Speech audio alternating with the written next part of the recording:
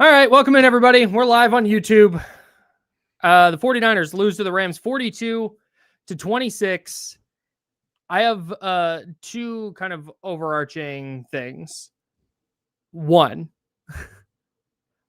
I cannot believe that people are using this game where the 49ers got dog walked for 50 of the 60 minutes. And the takeaway for some people is, see, they should have traded for somebody at the deadline. Like, no, this is why they didn't. This is proof of concept for why they didn't make a deal. Draymond Jones was not saving the 49ers today. There's no, another Keon White level pass rusher was not saving the 49ers today. Can I go one step further? Please. Trey Hendrickson wasn't saving the 49ers today. That's a great point. You know who has Trey Hendrickson? The Cincinnati Bengals. You know what? How's the their Bengals defense? Their defense is ranked 32nd in scoring and 32nd in yardage. Okay, but so out of how many? 32 teams in the NFL. Dead last? No. So Good Trey defense, Trey Hendrickson is currently on the 32nd ranked defense in the NFL. He has not elevated it at all. And even if you do get an extra sack and maybe a couple more pressures from Trey Hendrickson today, if you're the 49ers, you probably have to pay him, or you risk losing him. Maybe you get a third or fourth round compensatory pick in 2027. And you come out of it being like, why did they trade for Trey Hendrickson when it didn't really elevate the defense and the team still was what it was even with him? So, yeah, I would make the case that today was, and I'm in agreement with you, today was all the proof you needed that the 49ers were not a Trey Hendrickson away from whatever they're going to end up being. Like, or at what, like they're not going to be a Trey Hendrickson away from going to the Super Bowl or whatever. Like, you know what they are? They're Brock Purdy, Brandon Ayuk, Ricky Pearsall, Fred Warner, and Nick Bosa away. They're 5 players away from being a really, really competent NFC contender. Yep. And this is what it is. When they lost Fred Warner, this is what the season became. And there's no overcoming that. And the thing is with this game today, I know you had a second thing, and I'm kind of filibustering. No, it's okay.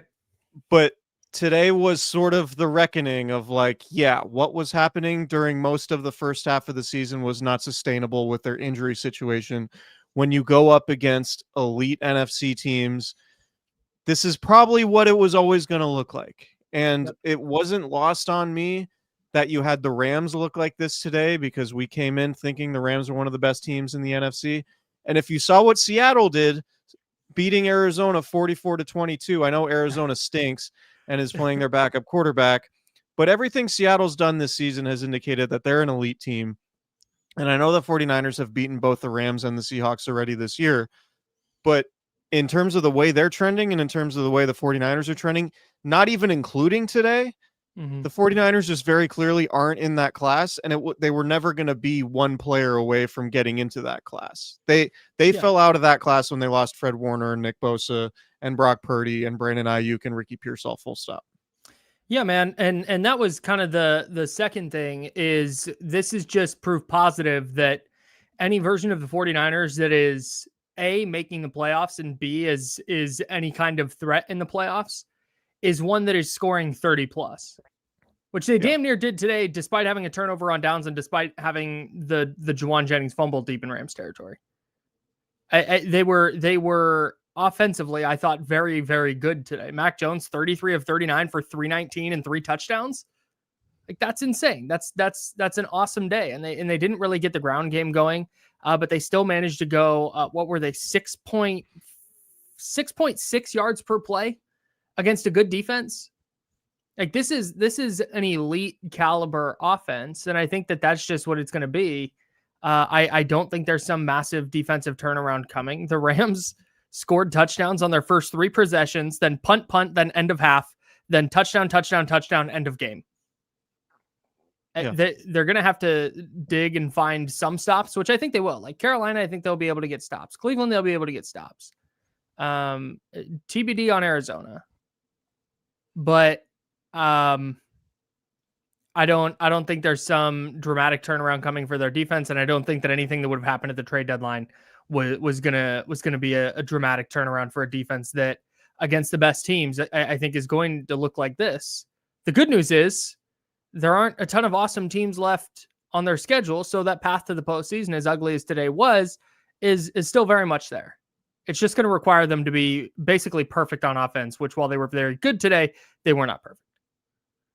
Yeah, I think it's pretty clear that the 49ers' destiny right now for this season is probably just, can you get in as a wild card team, and then can you surprise somebody? Mm-hmm. And that's kind of just what it is. And I think the 49ers are very realistic about what their team is, particularly given the injuries. And that's why they didn't go all in at the trade deadline. They weren't they're not a Trey Hendrickson away. They're just not. So that's what today I think firmly stamped that for me. And even talking about the offense, like Mac Jones was good. Obviously, you complete 85% of your passes. Mm-hmm. That's obviously that's great. The issue is you're not completing enough downfield to complete 85% of your passes and only average 8.2 yards per attempt. You're Mm-hmm. just not pushing the ball downfield enough. Mm-hmm. And the running game was just not effective today. Christian McCaffrey, 30 yards on 12 carries. It's an average of 2.5. He had a long of 5. Like, irrespective of all the injuries, you have to be able to run the ball better. I know the Rams defense is really good. They've been one of the best run defenses in the league. And part of that is you fell behind early and you're not going to run the ball. Like, I totally get that. But for the 49ers offense to be what it is, they need to, or what they want it to be, they need to be able to run the ball. And you have George Kittle back, and not having Ricky Pearsall, not having Brandon Ayuk, and not having Brock Purdy should not dictate whether or not you can run the ball. I know, I like, agree. if you're able to pass the ball a little bit better, then maybe that loosens things up and you get the running game going a little bit more. But, offensively, they need to be more explosive downfield, and they need to be able to run the ball, particularly against a high octane offense like the Rams. Because, like you and I have been saying since Fred Warner and Nick Bosa's injuries, for the 49ers to go anywhere this season, the offense has to take a leap. And yes, I know they don't have their top quarterback and their top 2 receivers, but they're not going to win these games with the way their defense is constructed, only scoring what they score today, 26 points. Mm-hmm. Like, the 49ers need to score 30 points a game if they're going to beat any of these good teams. Yep. So the injury stuff cuts on both sides of the ball for them. And that just is what it is at this point. I will say on the run game stuff, when you go down 21-0 early in the second quarter, it's pretty tough to get your run game really going. I think McCaffrey carried 7 times for 14 yards in the first half, so 5 for 16 in the second half. I get establishing the run, but also they were in catch up mode so early that I didn't. And then once they did get it close, they couldn't get a stop to actually try and get anything going on the ground. But even like when you fall down 21-0, I know they had the one drive and Jennings fumble, but the first 2 drives, like if you're able to establish the run early in the game, then maybe you don't fall down 21-0. Is Sure. sort of the point. It's not the biggest point from this game, but it's just, if we're trying to really evaluate the offense and how effective it was, like, that's just, they need more. A Kyle Shanahan offense has to run the ball. And I thought Tom Brady made a really good point. This was one of Tom Brady's better broadcasts, in my opinion. I thought he said some interesting things. I thought talking about Juwan Jennings' ball security, and that, like, when the ball's away from his body, defenders are trying to strip it as opposed to when it's high and tight. I thought that was an interesting point. And he also talked about how the 49ers offense is built to, it is not built to play from behind. They're built to play from ahead. Right. Yes. And run the ball and use play action and do those things. And there was none of that today, obviously, because they fell behind so substantially. And it's why Kyle Shanahan prioritizes defense so much in terms of his team building philosophy. Sure. But it's just not there. D. Winters still can't get on the field. A lot of Luke Gifford today. Marquise Siegel, a healthy scratch. Nick Martin can't get on the field. You said D. Winters. Oh, I'm sorry. Nick Martin can't get on the field. Thank you. Yeah. D. Winters very much on the field. Nick Martin can't get on the field. Marquise Siegel, a healthy scratch again. Jordan James, healthy scratch.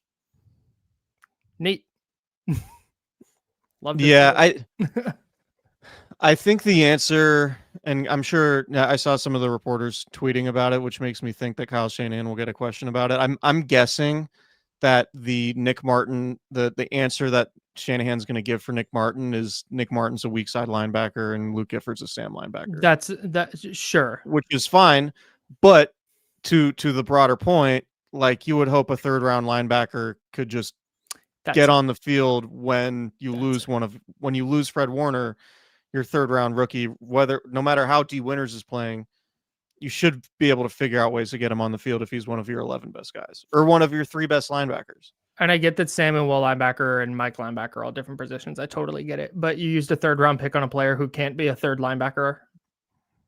Yeah. That's stunning to me. Stunning. I don't get it.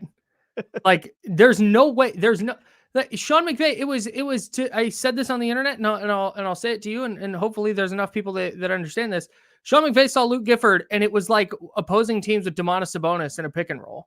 They were like, "Great, we're gonna run a wheel route and make him cover it. Okay, now we're gonna go play action. We're gonna get him out of position, and he's not gonna be able to recover because he's not athletic enough." Like they just abused him. They got in those, and Tom Brady and Kevin Burkhardt are talking about the 3 tight end sets. And it's like, yeah, I would do that to death against the 49ers because they're going to keep rolling Luke Gifford out there, who is not an NFL linebacker. Like he is literally, but he shouldn't be, at least not in that spot. And I feel like if you're using a third round pick on a player, he should be able to do more than one thing on the field. It's a fair criticism for sure. So anyways. It's a fair criticism. Can I offer you one more? Yeah, I have a question real quick for you. I want to go back. You said something earlier that registered in my head, and I wanted to get back to it. So would you say Matthew Stafford also didn't play well today? Because he only averaged 7.8 yards per attempt. Does he need to push it downfield more? They were a lot better on third down. And he threw 4 touchdown passes. And and Mac only had 3. Yeah, and all right, that's fair. No, that's fine. No, Mac sucked today. I'm not saying he sucked. I'm saying you like do the 49ers, should the 49ers not be able to push the ball downfield more? Is that not a fair criticism of the offense right now? Who do you feel good throwing the ball to? Sky Moore? We getting Sky Moore touches? You have George Kittle on the team. Yeah, man. He got all 9 of his passes today. No, I know. I'm saying like so much of what they do with Mac Jones is the short passing game, which is fine. But if you're going against the Rams and Matt Stafford, you need to be able to generate more explosive plays. Yeah. That's all. That's all I'm saying. I'm not saying Mac had a bad game. And also get a stop. Right. Well, that's right. Yes, obviously get a stop. But we've been saying like the offense needs to put up 30. And I'm like kind of getting to the point of like, why isn't the offense putting up 30? It's because they're not that explosive and they're not running the ball. And both things are related. That's the point. Sure. I don't want to belabor this. Let's move on. They scored 4 touchdowns today. That's not bad. It's not bad, but they scored with this defense. They need to be better, which is what we've been saying for months. They scored 4 touchdowns, fumbled deep in Rams territory, and turned it over on downs at the Rams 11. Yeah, and they lost by 16 points. 16 points. And they failed the fucking down 8 test. We haven't spent enough time on that. We haven't. I don't care enough about it to continue making jokes about it. No, for sure. Before we continue, do want to remind everybody that this podcast is brought to you by Lamb Chops. The website is sglambchops.com. I'm wearing one of my many favorite Lamb Chops hoodies right now, and I will be wearing it. Oh, Kyle's wearing his Candlestick Chronicles Lamb Chops hoodie, which is available if you go to sglambchops.com and put in Candlestick into the search bar. You will find it very reasonably priced. And if you use promo code Candlestick20, you will save 20% off your order. And I do believe that they have free shipping on orders over $100. So make sure you go to sglambchops.com, load up on your awesome gear. It's basically my entire wardrobe at this point. I love it. You'll love it too once you buy some. And follow them on their social channels at sglambchops. Lamb Chops, join the herd. Yeah. Um, speaking of, Yeah, you got to go to pass lineups, brother. gotta go to Pat. That's on me. Look at that W. Look at That's that totally beautiful on me. W. All right, so we do have a W on Prize Picks. Kyle, as you know, this episode is brought to you by Prize Picks. The hard-hitting football action is even better with Prize Picks. The weather might be changing, but the feeling of being right never gets old. So keep the season rolling on Prize Picks by getting $50 instantly in lineups when you play your first $5. All right, I'm kind of kicking myself here because I love this lineup and I hit 5 of my 6 on the flex play. Most of them comfortably. I knew the Rams were going to put up a bunch of points. And my Prize Picks kind of reflected that with the Matthew Stafford and Kyron Williams plays. I just dropped the ball with this Eddie Pinheiro thing. Like the Niners were, if the Rams are going to score a bunch of points, there's no logic in having Eddie Pinheiro playing more than on the field goals made. If I would have went 5 for 5, my winnings would have been a lot more. I will take the 5 of 6 and take home the $40 and feel great about it. Or not great about it, okay about it, but I would have felt great if I just went 5 for 5 instead of 5 of 6. So we had Eddie Pinheiro, no field goals made. I had more than 1.5. I hit on the following: Christian McCaffrey more than 52.5. Kyle Juszczyk more than 6.5. He had 8. Feel great about that one. Kyron Williams was a little scared when Blake Corum was getting the carries late in the fourth quarter there. But Kyron Williams came in on the next possession and got over the hump. Matt Stafford, more than 264.5. Easy money. George Kittle with the late touchdown. Better late than never. But that was a sick touchdown too. It was a sick touchdown. I thought the thing happened where he lost control of the ball as it hit the pylon, and it would have been a touchback the other way. But he had possession, and then once it hits the pylon, the play's over. It's over. It was a touchdown, clear touchdown. Yep. So make sure you download the Prize Picks app today and use code Candlestick to get $50 in lineups after you play your first $5 lineup. That is code Candlestick to get $50 in lineups after you play your first $5 lineup. Prize Picks. It's good to be right. Man, I wasn't right today. I had George Kittle, more than 4.5 catches, nailed it. He had 9. Kyle Juszczyk, I tailed you on the receiving yards. Love that one. He got there with 8. Tyler Higbee, higher than 5.5 on the fantasy score, and Prize Picks does PPR points per reception scoring. Mm-hmm. So he had 6.3 fantasy points. And then I thought I was cruising to Demarcus Robinson, less than 13.5 receiving yards. And then I got garbage timed. That was tough. That was a tough watch. You want to see the 49ers push the ball down the field? Watch them throw to Demarcus Robinson in garbage time. God damn. And then Puka Nacua was cooking early, finished with 5 catches. I had him more than 8.5. It was a demon play. Devontae Adams and all the tight ends got a ton of work today. Pause. And I got 3 out of 5. I had another NFL lineup where I got 2 out of 3, but I won't dive into that one. Okay. Shout out to Prize Picks. I was so locked into Texans Jags because of Prize Picks. If you want to get dialed into NFL games you don't care about, get on Prize Picks. I was watching Texans Jags like it was the Super Bowl. That sounds like a time. It was, dude. I had a less on Parker Washington, 43.5 receiving yards. He was at 33. Jags smoking the game at the end. Every Jags play that went to a non-Parker Washington play, I'm like, yeah, nice. Heather's like, what's going on? She's like, why do you care so much about this game? Big Davis Mills guy or what? Yeah. Anyways. Yeah, that game went largely kind of how I thought it was going to go. It almost went exactly how I thought it was going to go, to be honest. I thought the Rams would score at will. I thought the Niners defense would get exposed. The Niners still haven't won back-to-back games since week 3. I don't know what to make of the Brock Purdy thing. There was all the video on Friday from, some of the reporters like, Brock Purdy looks healthy. He's doing a bunch of stuff. Eyeball emoji, whatever. Inactive today. Like at some point, and this is kind of like the broader point. I know we mentioned it around the trade deadline stuff, but I don't think the 49ers have confidence that Brock Purdy is going to be back healthy. I know Kyle Shanahan has said at the podium that he thinks Brock Purdy could be dealing with this injury throughout the rest of the season. Mm-hmm. And if you don't have Brock Purdy, you're probably not a contender, and it's probably not that plays into the decision-making process when it comes to investing heavily at the trade deadline. I just don't like at this point.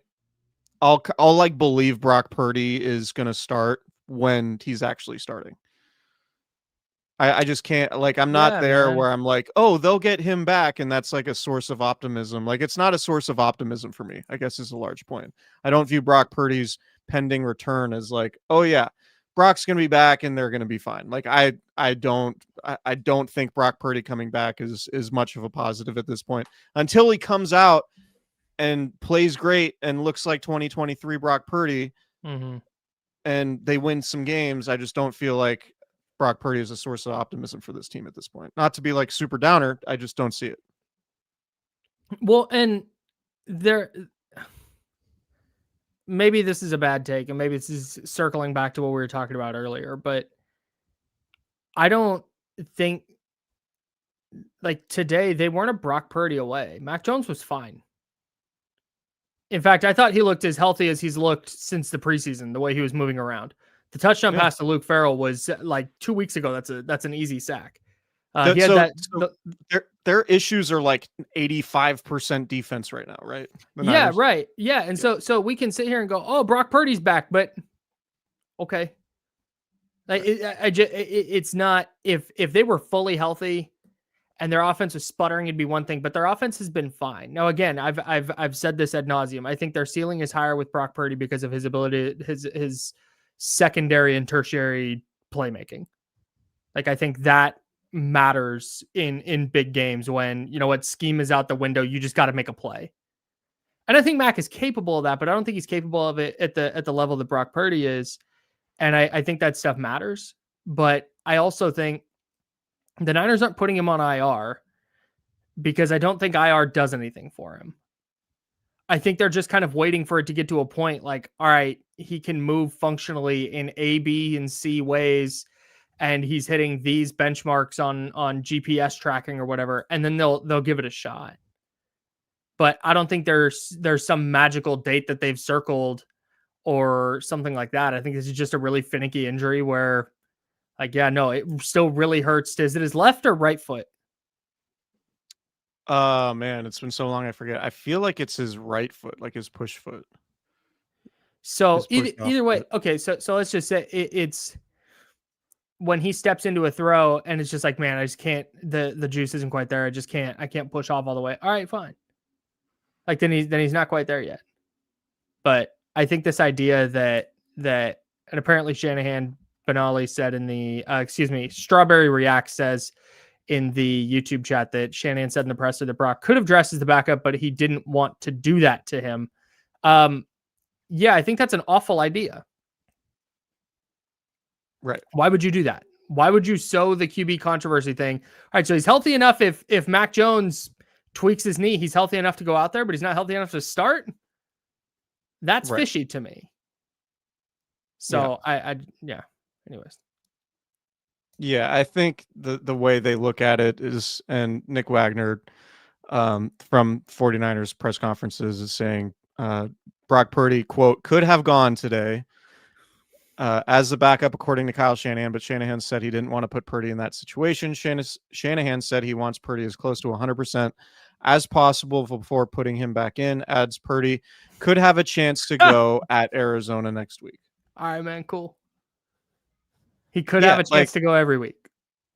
They've been hopeful. There's a chance like all season. Like turf toe sucks, man. Like turf toe is just kind of like can linger all season. Like it and you know, like I'm a little surprised the 49ers have done this sort of week to week thing with Purdy instead of just doing what the Bengals did with Joe Burrow. We're like, yeah, we'll see you in 3 months, maybe. Mm-hmm. You know, Well, it kind of feels similar, but Brock's still out there practicing. Like, I don't know. I think it helps that that he's playing well.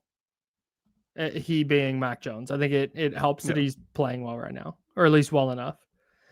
And I don't think the 49ers wanted to put Purdy on IR because they continued winning games, and Mac Jones is dealing with an oblique and he's got a knee. And if Mac Jones had a knee that was going to keep him out, I don't think they wanted to start Adrian Martinez. And they wanted to have that ability to be like, all right, fine, we'll put Brock out there in a breaking case of emergency situation. And they also need the IR. They need the designations. Like they can have Purdy not on IR and use the IR designations elsewhere. And they're just basically hoping that they don't need a third emergency quarterback. Right? Like you have a limited number of IR return designations. I don't know how many they have left, but I feel like they've used you get what, 8 for a season? Yeah, I think so. And they've probably used like 5 or 6 at this point. Yeah, why didn't Ricky Pearsall go on IR, by the way? That's a weird thing. I don't know, man. I am like done trying to figure out their thinking with the injury stuff. I've made the point about the doctor thing. They've had the same team. I know that everyone harps on like the training staff. It might be a team doctor issue. I tend to think it's a team doctor issue because he's been the constant who's been there throughout for a long time. I forget the team doctor's name, but he's been there the whole time. Like at some point, I think you look at what the constant has been in terms of personnel and you say, hey, the results have not been there. We might love this guy, but the results have not been there. And maybe it's time to go a different direction. Or maybe you move away from an electrical substation. One of the two. I don't understand saying he could have gone as the backup today. What a dumbass thing to say. Like, why would you say that? What's the purpose of that? He could have gone as the backup, but not the starter? So Mac Jones gets a concussion on the first snap of the game. Brock Purdy's good to play, but he's not good to play as the starter? I think it's one of those instances where that's sketchy to me. Well, so yeah, I think it's one of those instances where, to your point about Mac Jones, they feel like, okay, they can survive without Brock because they have Mac. And if Brock had to play, he could. I think that's what Kyle Shanahan is kind of saying. Like, if he had to play, he could, but we have Mac for right now. And I agree with the thinking, like, I don't think you bring Brock back unless you bring him back to start. What I think the issue is I think Kyle Shanahan should not have been so honest in the press conference, and he should have just said, Brock's not ready yet. We want Brock to be 100% and make him the starter when he's ready. He's not ready yet. That's why he wasn't up today. To say Brock could have gone today doesn't serve anybody. That's a salute. Kyle Shanahan is typically very honest in press conferences, but man, that's a tough thing to say, and it fuels the soft benching fire. Yeah. Even if it's not how he meant it, it's how it comes across, and that's how people are going to take it. Yeah, that's how people are going to run with it. And people are always going to, when you lose a game like this and Mac plays well and Kyle Shanahan says that, then you open speculation to, okay, maybe this is something more than, I still don't think it is. Like, I think if and when, I think it is about Brock's toe. I think it's not about how good Brock is. It's not about how well Mac has been playing. I think it's Brock's toe, ultimately. But yeah, Kyle Shanahan saying he could have gone today. Maybe Shanahan's frustrated. I mean, maybe that's it. Maybe Shanahan's like, man, where are you? Like, can you play or not? Like, we're not putting you on IR. You're practicing, and then you're telling us on Friday or Saturday that you're not ready to go. Like, what's the deal? Because maybe he's frustrated that Brock Purdy's putting them in limbo and not being totally clear. And maybe that's what Kyle Shanahan's doing. I don't know. I need to watch the video to see. But for Kyle Shanahan to say Brock could have gone, that doesn't serve anybody, and it's just going to open the floodgates for these conversations locally and nationally about there being a quarterback controversy. It's already been kind of bubbling, and I still don't really buy into it. I think it's all about Purdy's toe more than like who's the better quarterback. But Kyle Shanahan just opened it all up, so cool. We shall see. Can I rant a little bit on the injuries before we get out of here? I got to go to Kings Wolves. I hate when you brag. Yeah. Could it be just as simple that as like there are so many injuries throughout the NFL because you have 17 games and every team plays on Thursday and more teams are playing on in Europe, and you have these games during like weird days of the week, and you have multiple Monday night games with teams on shorter weeks. Like, is it possible that just all of these extra games and all of these extra circumstances are contributing to injuries league wide? And now that we're seeing, this has been around for what, 3 or 4 years, we're seeing like the attrition catch up to the league. Is that possible? I think it's probable. So, like, and this is my point. Like, yes, the Niners are very injured. They're injured disproportionately to the rest of the league, it feels like. That's not to say there aren't a ton of injuries elsewhere. But at some point, like, when do we care about the safety of players and the quality of the product? I feel like there's never. no elite team in the NFL this year because of injuries, which is ultimately the NFL's fault because of all this scheduling stuff. Yeah, sure. I don't if you're asking when is the NFL going to care about player safety, that jumped that jumped ship a long time ago. Yeah. When it went from 16 to 17 games, that went out the window. When we And they're found going to out they go to were 18. covering up concussion stuff, that went out the window. When they do Thursday night football and Friday football and overseas games, that went out the window. Like, it's all player safety is not a concern.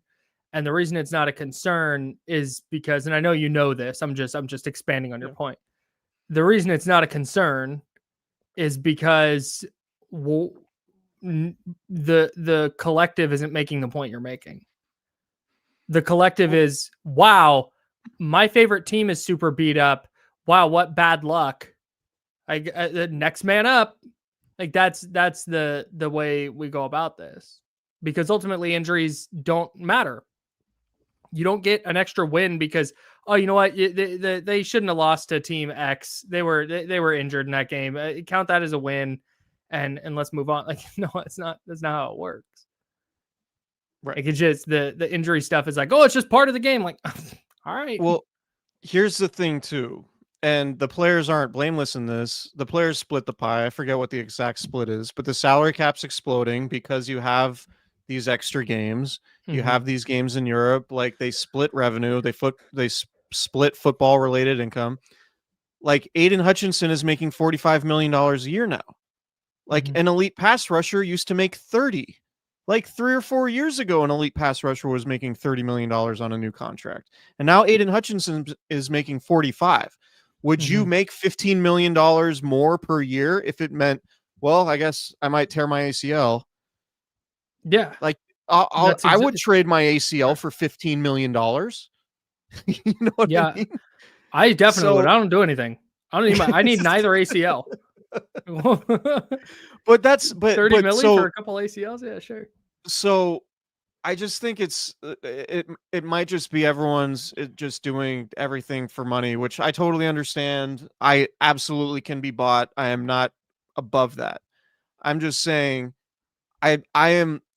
I feel like all these injuries, both with the Niners and throughout the league, and you look at just all these star players who are injured, and the fact that doesn't feel like there are really any elite teams in the NFL at this point, largely because of injuries, because I feel like the 17-game schedule and all the attrition is catching up to everybody, and league-wide it's making the product worse. At the same time, the money's exploding and everyone is getting more and more money. So, yeah, sure, maybe guys will pop an ACL or pop an Achilles, but their earning power is still 50% more, and that's just the trade-off everyone's willing to make. Yes. I could say I don't think injury stuff is going away in the NFL. And it does suck. It does it does feel like this year, like you said, there's no elite team, but it feels like every week is just all right, who survived the week? All right, that team's healthiest right now. And if it's, I know this has been the case for a couple of years, but it feels like it's becoming more the case this year than ever. It's like just the healthiest team gets to win the Super Bowl. Yeah. Like, that's stupid. Right. It's the same with the NBA. It's like if your star doesn't pop an Achilles, you'll win the finals. Yeah. Yeah. Except the Celtics are probably losing to the Knicks anyways, but still. Sure, but no, I know. Lost. I was just making us silly. The finals ended once Tyrese Halliburton tore his Achilles. Well, okay, and to the Jason Tatum point, the Celtics 2025, 2026 season ended when Jason Tatum popped his Achilles. Right. Like their whole season is just gone. Right. So yeah, man, it sucks. European soccer does it right.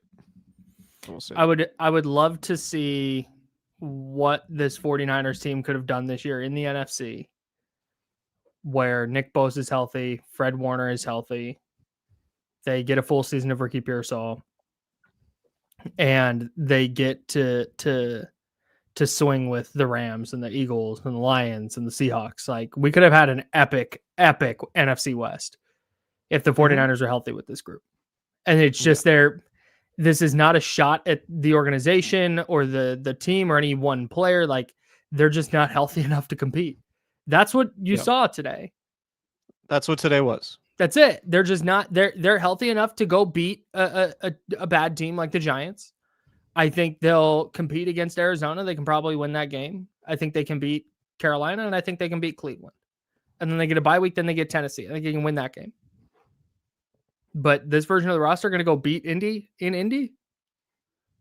Ugh. Yeah, turf. Yeah, it's just there's a ceiling because of their injury issues. I think when they go, they're going to go to 18 games at some point. Hopefully each team gets 2 byes.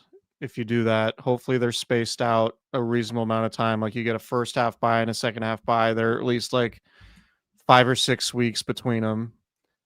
And I think you need to give everybody a bye before the playoffs. Yep. I think it sucks that like you could have your bye in October, and then because you're not the 1 seed, you don't get a bye before the playoffs, and you have to play such a bastardized version of your team because nobody's healthy, nobody's fresh. Like it doesn't benefit. Like I think it sucks. I think every team should get a bye before the playoffs. I know it would probably be unfair for the seeding, or not unfair, but it would take the onus away off getting the number 1 seed. But I think it would be worth it just in terms of the quality of the product. And I don't know if any of this stuff matters. This is probably an off-season topic, but if you just go look at, European soccer, it feels pertinent today when you watch the 49ers play a Rams team where they were outclassed because they don't have their dudes. Yeah. And that's kind of it. Yeah. And Benali in the chat. Shout out to Benali. She says owners won't go for it because it makes seeding less important. Absolutely. Fully agree. But you'd still have, there's really only 2 or 3 teams that are actually playing for seeding in terms of like getting the 1 seed in each conference. Sure. You're still trying to win your division for home field. Like home field, I think does matter in the NFL still. But anyway, that's an off-season topic, but I do think like European soccer does it right. You have 20 teams. You have, I think they play 38 games. Like soccer, the workload is similar to the NBA. The NBA plays 82 games, which is insane. In soccer, they play 38, and you have a better product. I think there's logic to that, but not to make excuses. It just is what it is. Like we're watching a 49ers team without like 5 of their best players. Yeah, this is an NFL wide problem. We're just a 49ers podcast. So we're focused on the 49ers version of it. The Ravens didn't have Lamar Jackson for a couple games. And I think just from the 49ers angle, I was going to start going through a bunch of guys who are hurt, but you can Google that. From the 49ers angle, specifically, you talk about the 17 games, and somebody might argue, well, everybody has played 9-10 weeks this year. But San Francisco has been making deep playoff runs almost every year since 2019. And Nick Bosa has been part of that. And, tears his ACL. And Deebo Samuel was part of that. And Deebo Samuel was hurt last year. And Fred Warner has played so many snaps injury-free, and now he runs into a scenario where he just gets hurt. Like that's just kind of a wonky thing. But I do think like it just makes sense that in a violent game, when you start playing more snaps, you are going to be more susceptible to injury, and your body is going to take longer to recover. And you go from 16 games to 17, but then also you're playing 3-4 extra games every year. Like that just, I think, catches up eventually. And I think that's something that San Francisco's running into. Yeah, the Niners played 3 extra games in 23, 3 extra games in 22, 3 extra games in 21. You're talking about 9 games, basically half a season just in playoff games, which obviously are the most high stress and most taxing. Yep. On top of the 17-game schedule, I think just the long-term attrition, and obviously like Michael Williams wasn't part of that. Sure. Yeah, it's not all because of that, but like that, I just think if we're trying to like source the Niners injury issues and the NFL's injury issues, I think it's impossible to rule out the fact that you're going to 17-game schedules and more Thursday games. Some teams play 2 Thursday games. Like the Niners last year had 2 Thursday games, or the year before. Like it's just idiotic to me that's even a thing. But anyway, it's a league problem. It's not like a sour grapes thing because we're a Niners podcast. No, the Rams are just the Rams are better. The Rams are way better. Way better. Yes. And they're way better today. Yes. 1,000%. Like the Rams might win the Super Bowl. They're awesome. Yeah. But San Francisco isn't going to be able to compete with the likes of the Rams when they're this hurt. Correct. And yeah. Anyways. I have a medical update for you in all caps. Are you ready? Is it from our guy, Matt George? No. Well, it might be. It might be. This is from King's Communication. It's Domantas Sabonis available against the Wolves. So, man, I got to get over to G1C right now. Yeah, dude. Get out there. Get to G1C. Tell our guy Domas what's up. Tell our guy Domas, Luke Gifford, Sabonis what's up. It is. If you're listening to this podcast right now, watch how many times the Minnesota Timberwolves set a pick and roll with whoever's guarding Domas or whoever Domas is guarding, and they just try and cook him in the pick and roll. It's going to happen 12 times tonight, minimum. And then what's the equivalent of having DeMar DeRozan be your rim protector after Domantas Sabonis is pulled out of the paint? Upton Stout blitzing. I think Upton Stout's a good blitzer, but that's all right. Okay. You know what? You're right. That's fine. Jair Brown blitzing. Stonewalled. If I have to watch Jair Brown straight line run into a running back and not move an inch afterwards again, I'm gonna throw my fucking remote. Oh my god! Like, oh look, Jair Brown with a poorly disguised blitz. Oh, Kyron Williams immediately taking him out of the play. Having like 4 plays in a row. Like, Bob, take that play out the playbook. Let's tear it up. Let's toss it over there. That's not an effective play anymore. Yeah. All right. Subscribe, rate, and review. Thanks for everyone for hanging out in the chat. Dip a shoulder. Dude, give me a do something. Swim move. Do literally anything other than just get walloped. You need more shock, and he needs more shock in his hands. Way more shock in his hands. He needs to be better in a phone booth. Yeah, I mean, shock in the hands. Get those arms. We need to go. I need to go. We will talk to you guys later. Kyron Williams gets his mitts on you. Talk to you guys later. Subscribe, rate, and review wherever you get your podcast. Please subscribe to our YouTube channel. Hit the like button, notification bell. Leave a comment so you can participate in the discourse, of course. And we will talk to you guys later in the week as the Niners gear up to play the Cardinals of Arizona. And who knows, maybe we'll have some breaking injury news on Monday, which we often do with the 49ers. So we'll talk to you guys then. See ya. Shout out Al Roker.